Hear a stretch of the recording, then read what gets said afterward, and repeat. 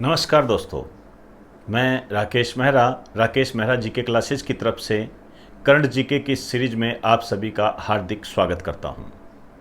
Current GK की series में आज मैं आपसे एफडीआई पर चर्चा करने जा रहा हूं और एफडीआई के जो बैकग्राउंड में बात है वो ये है कि जो फेसबुक है, जिसको आप बहुत ही अच्छे तरीके से जानते हो, इसने जो जियो है, जो कि मुकेश अंबानी से संबंधित है, रिलायंस से संबंधित है, उसमें 9.99% की भागीदारी की है।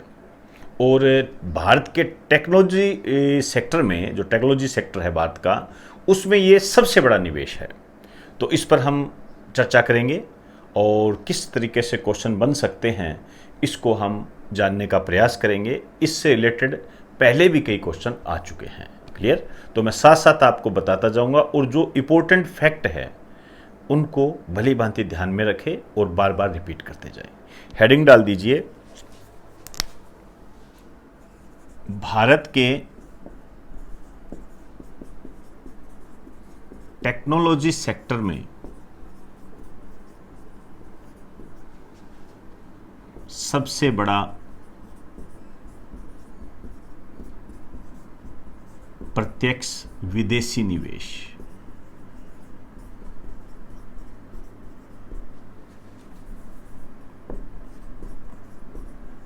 सबसे बड़ा विदेश, इसको एफडीआई बोलते हैं, फॉरेन डायरेक्ट इन्वेस्टमेंट।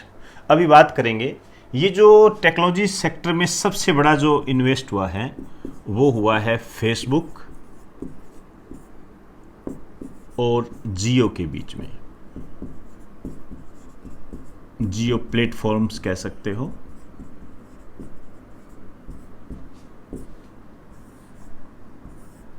क्लियर? इसके तहत क्या हुआ है कि फेसबुक ने जियो में भागीदारी की है। ध्यान से समझना मेरी बात को। भागीदारी का मतलब होता है पार्टनरशिप।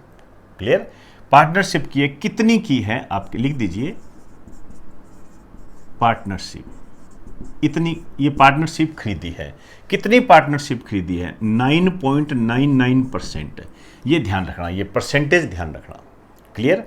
तो इसके साथ ही आप ये देख ही रहे हो कि जब ये भागीदारी की है तो मुकेश अंबानी एशिया में सबसे अमीर बन गए हैं। और आपने एक नाम सुना होगा, अली बाबा के जैक को भी पीछे छोड़ा। बात करेंगे अली बाबा क्या है, जैक क्या है। तो यहां हम फिलहाल यदि हम देखें तो हमें दो बातें ध्यान रखनी है। एक तो ये जो जियो प्लेटफॉर्म है ये रिलायंस से संबंधित है। रिलायंस इंडस्ट्रीज की सहायक कंपनी है, इसकी सहायक कंपनी है। रिलायंस इंडस्ट्री की सहायक कंपनी लिख दीजिए।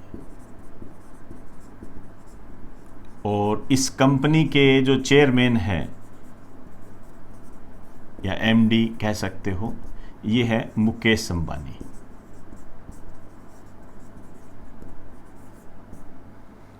और यदि हम फेसबुक की बात करें तो फेसबुक के जो सह संस्थापक है, या आप कह सकते हो सीईओ जो है, चीफ एग्जीक्यूटिव ऑफिसर, ये है मार्क जुकरबर्ग। ये आपके एसएससी में क्वेश्चन आया हुआ है कि फेसबुक के सीईओ कौन है, मुख्य कार्यकारी अधिकारी कौन है। अब देखिए, यदि हम इसके उपभोक्ता की बात करें, भारत में बात कर रहे हैं, भारत में इसके उपभोक्ता जो है ये लगभग 38.8 करोड़ है। आप मोटे तौर पर कह सकते हो 39 करोड़ है। और इसके जो कस्टमर है, उपभोक्ता कह सकते हो हिंदी में, ये है लगभग 35 करोड़। क्लियर? तो ये भारत की बात करें, भारत के अंदर, भारत में इसके उपभोक्ता 35 करोड़ है फेसबुक के लगभग। और जियो के जो प्लेटफॉर्म है इसके 38.8 करोड़ है। क्लियर?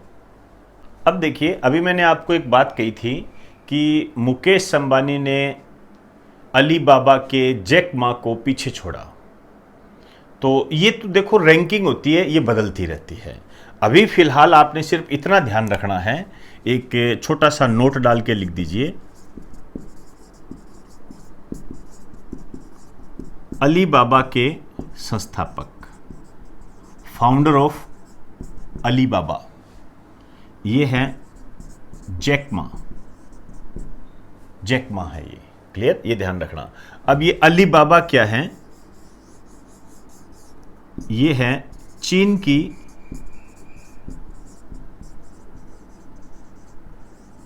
ई कॉमर्स कंपनी है ये। मतलब जैसे अमेजन होता है और इस तरीके की जो कंपनियां थी ना, फ्लिपकार्ट चलती थी, वो उस टाइप का अलीबाबा है। सामान की बिक्री वगैरह उससे रिलेटेड है ये, अलीबाबा के संस्थापक, ये ध्यान रखना। और ये ध्यान रखना ये चीन की ई कॉमर्स कंपनी है ये। क्लियर, तो एक बार आप इसका स्क्रीनशॉट ले लीजिए। उसके बाद जो मेरा टारगेट होगा वो होगा एफडीआई।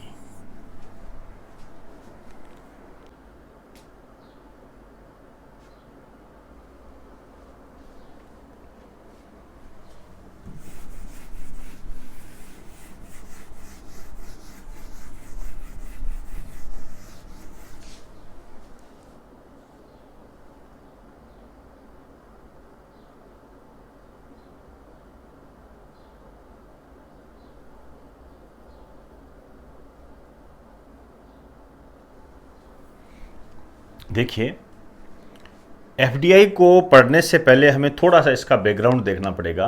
हमें इन्वेस्ट को जानना पड़ेगा। इन्वेस्ट कैसा, क्या होता है इन्वेस्ट?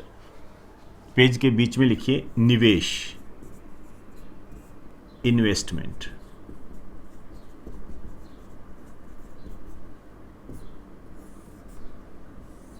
देखिए, निवेश का मतलब ये होता है कि हम, जैसे आपने कहा मैंने निवेश किया है, क्या किस में निवेश किया है?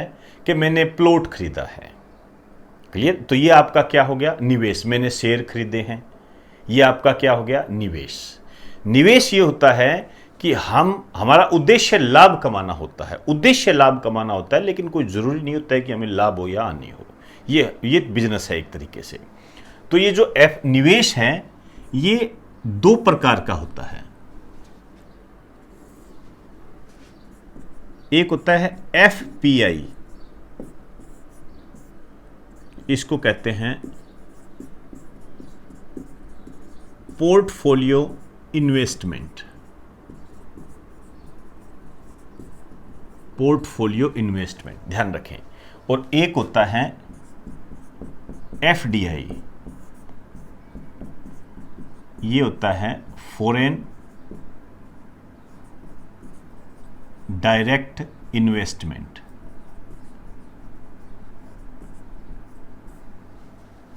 पोर्टफोलियो निवेश ये होता है, और इसको हम प्रत्यक्ष विदेशी निवेश भी कहते हैं।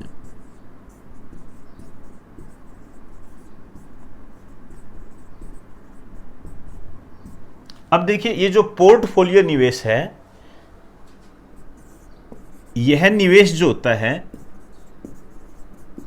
शेयर के रूप में होता है।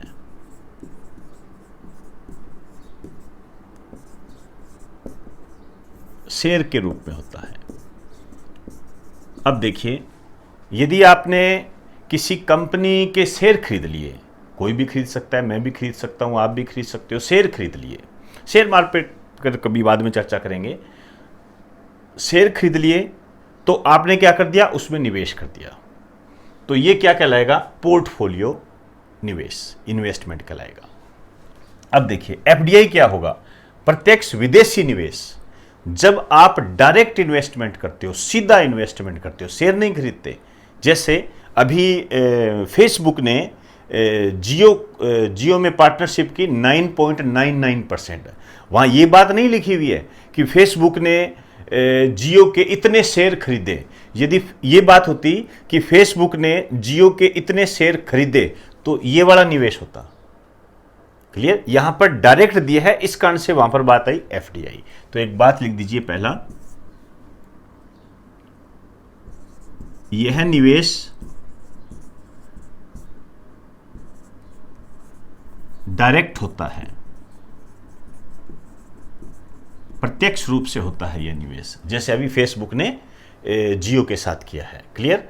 अब देखिए, जैसे मान लीजिए मैं रिलायंस के शेयर खरीद लिए, मैंने रिलायंस के यदि मैंने शेयर खरीद लिए तो क्या मैं प्रबंधन में हिस्सेदारी हो जाती है मेरी? मैनेजमेंट को प्रभावित कर सकता हूं? मैं ये कह सकता हूं कि नहीं नहीं नहीं, आज आपको ये काम करना है।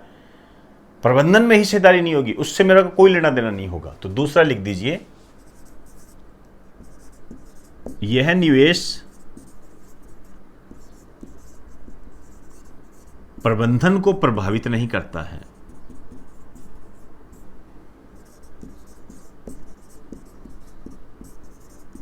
ठीक है, लेकिन अब देखिए एफडीआई यह प्रभावित करेगा प्रबंधन को। इसमें एक लाइन लिख दीजिए, यह निवेश प्रबंधन को प्रभावित करता है, इफेक्ट डालेगा ये। क्लियर। अब देखिए ये हो गया एफपीआई और ये हो गया एफडीआई। दो प्रकार के इन्वेस्टमेंट होते हैं। फेसबुक ने जो किया है वो एफडीआई है, टेक्नोलॉजी के क्षेत्र में। अब यदि मैं इस एफडीआई की बात करूं तो इसको हम दो पार्ट्स में डिवाइड करते हैं। एक तो होता है ग्रीन फील्ड एफडीआई, ध्यान रखना ये बहुत इंपॉर्टेंट है क्वेश्चन। Green field FDI. दूसरा होता है brown field FDI. Brown field FDI. Clear. FDI दो प्रकार के होते हैं, ग्रीन फील्ड एफडीआई और ब्राउन फील्ड एफडीआई। बहुत ही नॉर्मल अंतर है इसके अंदर। इसमें लिख दीजिए ये क्या होता है। जब निवेशक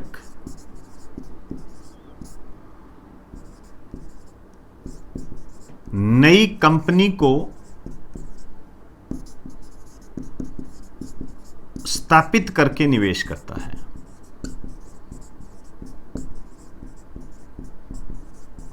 ये होता है ग्रीन फील्ड एफडीआई। कहने का मतलब ये है कि जैसे मान लीजिए लक्ष्मी निवास मित्तल है या अन्य कोई व्यक्ति है जो कि विदेश में रहता है, वो भारत में कोई अपनी नई कंपनी खोलता है और उसमें निवेश कर रहा है, तो वो क्या होगा, ग्रीन फील्ड एफडीआई। क्लियर। और ये इसका उल्टा हो जाएगा, जब निवेशक मतलब इन्वेस्टर पहले से स्थापित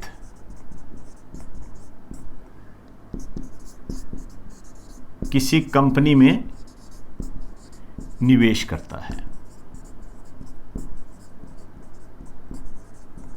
पहले से स्थापित किसी कंपनी में निवेश करता है। अब आप खुद देखिए, यदि मैं आपसे एक क्वेश्चन पूछूं, अभी मैंने आपको जो बताया कि फेसबुक ने जियो में 9.99% की पार्टनरशिप की है, तो ये एफडीआई हो गया, बिल्कुल एफडीआई हो गया कि भाई इसने डायरेक्ट इन्वेस्टमेंट किया है। यदि फेसबुक जियो के शेयर खरीदता, मेरी बात को बहुत गंभीरता से समझना, यदि फेसबुक जियो के शेयर खरीदता तो ये कौन सा निवेश हो जाता, एफपीआई।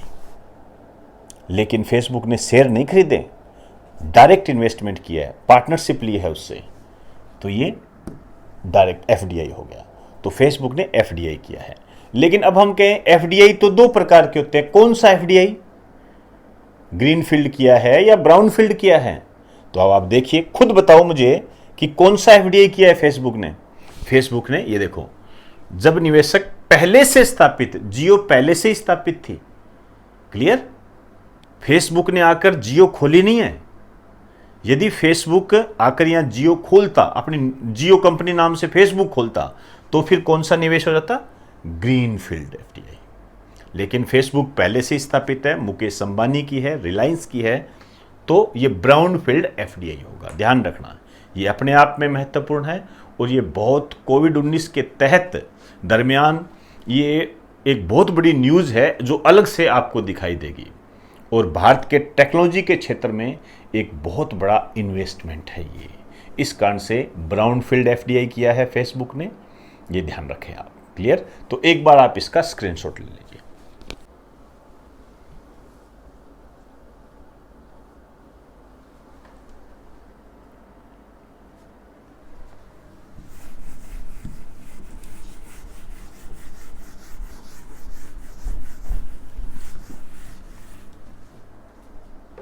हेडिंग डाल दीजिए, भारत में एफडीआई। दो बात करेंगे,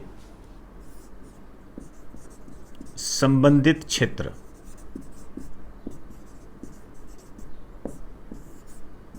मतलब किस क्षेत्र में यह सर्वाधिक होता है। संबंधित देश, मतलब कौन सा देश करता है। क्लियर। तो हम यहां पर बात करें मैक्सिमम, सबसे ज्यादा किस क्षेत्र में एफडीआई होता है और सबसे ज्यादा कौन सा देश भारत में एफडीआई करता है। तो ध्यान रखें, संबंधित क्षेत्र की बात करें तो सेवा क्षेत्र में सबसे ज्यादा एफडीआई होता है। उसके बाद टेलीकॉम है, टेलीकॉम आप समझते ही हो, और तीसरा है कंप्यूटर हार्डवेयर व सॉफ्टवेयर। तो सबसे ज्यादा एफडीआई सेवा क्षेत्र में होता है, दूसरे नंबर पर टेलीकॉम के क्षेत्र में होता है और तीसरे नंबर पर होता है कंप्यूटर हार्डवेयर और सॉफ्टवेयर। क्लियर। और यदि हम देशों की बात करें, जो कि आरएस 2018 में आया था कि भारत में सर्वाधिक एफडीआई करने वाला देश कौन सा है, ये आरएस 2018 में आ चुका है। तो सबसे ज्यादा एफडीआई जो करता है मॉरिशस करता है, ध्यान रखना। दूसरे नंबर पर है सिंगापुर और तीसरे नंबर पर है जापान। क्लियर। ये तीन नाम हमेशा ध्यान रखें। जैसे मॉरिशस का पूछ लिया, कोई ज़रूरी नहीं है, आपसे पूछ सकता है कि भारत में एफडीआई करने वाले देशों को क्रम से व्यवस्थित कीजिए, इस तरीके से पूछ सकता है, या ये इस यहाँ पर क्वेश्चन बना सकता है ग्रेटर देन, स्मॉलर देन, इस तरीके से क्वेश्चन आजकल वर्तमान में बन रहे हैं। क्लियर। तो एक बार आप इसका स्क्रीनशॉट ले लीजिए।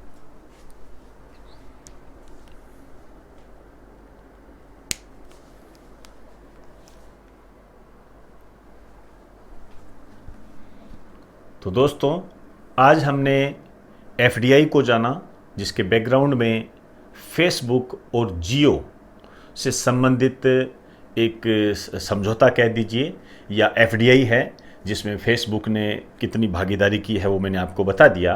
आप उसको ध्यान से देख लें और फेसबुक से रिलेटेड जो भी मार्क जुकरबर्ग है उसका ध्यान रखें।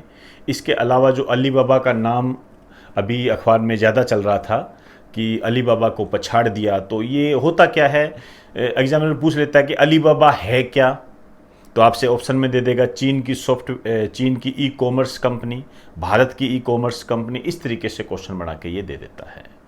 तो दोस्तों, ये इकोनॉमिक्स के सब्जेक्ट की दृष्टि से काफ़ी महत्वपूर्ण टॉपिक है और मैं प्रयास करूँगा कि अपना जो एस्ट्रोनॉमी की सीरीज चल रही है, इस एस्ट्रोनॉमी की सीरीज के बाद में इकोनॉमिक्स के कुछ पार्ट्स को मैं लेकर चलूँ।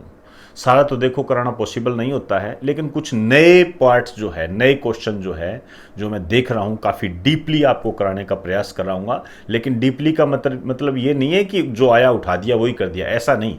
उनका रिलेशन आपके क्वेश्चन से होगा, पुराने पेपरों के आधार पर होगा। हम बस जो पुराने पेपरों में जो क्वेश्चन आए हुए हैं उसको बस हमने थोड़ा सा विस्तार देना है, ये करना है। कि ये नहीं है कि डीपली कराने के चक्कर में इतना ले गए कि आपको निकालना मुश्किल हो गया।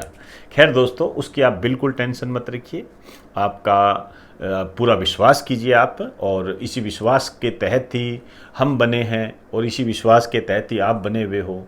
ये विश्वास ही होता है जो एक टीचर और स्टूडेंट को आपस में बांधे रखता है। इसी विश्वास को हमने आगे बढ़ाना है और मैंने पहले भी बता चुका हूँ, मेरा प्रयास हमेशा 100% देने का होता है और जीके के संबंध में मुझे लगता है कि आपको कोई समस्या आने नहीं दूंगा। तो दोस्तों, आप इस मेरे जो ये टॉपिक है इसको प्रत्येक स्टूडेंट तक पहुंचाएं, ये आपका काम है। अब इसको आप किस वे से देखते हो, कैसे करते हो, ये आप पर डिपेंड करेगा। बस आपसे मैं यही कहूँगा कि जो भी आपको अवेलेबल करा रहा हूँ इसको भारत के प्रत्येक क्षेत्र में पहुंचाने का प्रयास करें। बस ये मेरी आपसे मांग है। अब ये कैसे करते हो ये आपके लिए अपना चैलेंज है, जो मर्जी है आप वैसे कीजिए। क्लियर। तो अब आप मुझे इजाज़त दीजिए। नमस्कार।